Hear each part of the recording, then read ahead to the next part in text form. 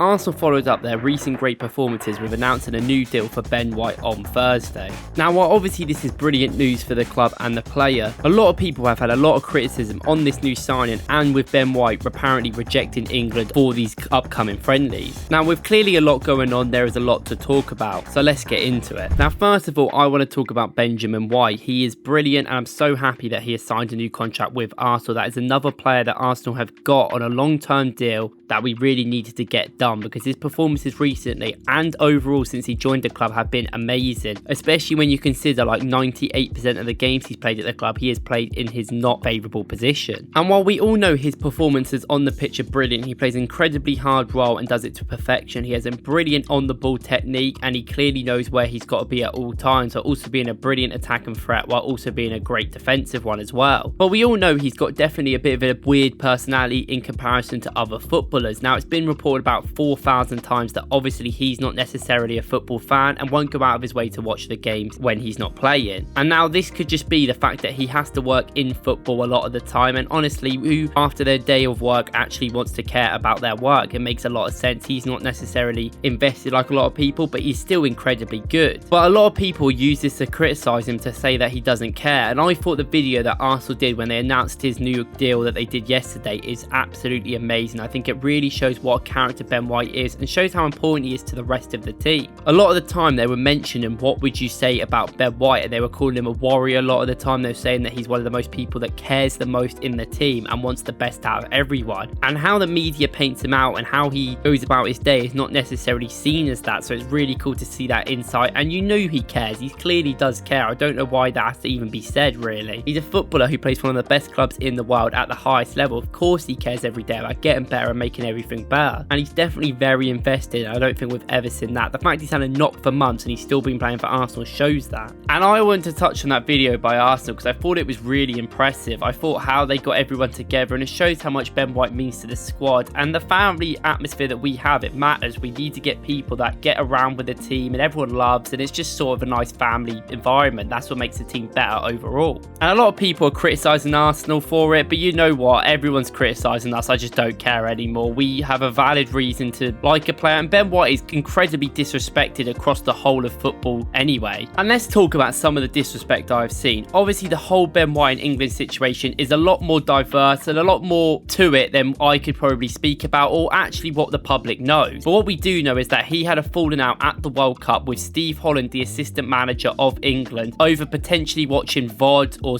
watching back some of the plays in the game. Now that is what the allegations have been made against Ben White is, and that's why he was removed from the training camp squad and left the World Cup team and hasn't looked back since. Now we don't know if that is right or wrong. We have no idea if that actually happened, but obviously we do know Ben White as a character of what we have seen. He's clearly got along with every manager he's been under in English football, whether that be Bielsa, whether that be Mikel Arteta, two people that have very specific ideas and would want a lot from their players. Ben White has also been quite dedicated for Arsenal. You would have seen how much he cares, how much he's tried to adapt his game, and I think even the video explains that. He might be quite nonchalant, mysterious out of football, but realistically he is someone that is very dedicated and wants to win a lot. And the reason why this has come back around is because England announced their squad yesterday and he wasn't in it, and then Southgate out of nowhere came out in a press conference and said that Arsenal last week told him that Ben White did not want to be part of England's setup and probably didn't want to be part of the squad, prompting him that's the reason why he didn't pick him. Well, this might have happened as well, but I don't think he was going to get picked anyway by Southgate, because it seems like they did have that falling out, and it doesn't seem like Southgate has very consistent thinking ever. There's some players he clearly just doesn't like, and Ben White, people are saying that he wouldn't have got in the squad anyway. Well, he definitely should have. He's one of the most versatile defenders that England do have, and he can play in centre back and right back to an amazing level, and with the consistency of some of the injuries that the right backs and the centre backs have, he is one of the most consistent players that plays every single week, so I don't know why he wouldn't even be considered.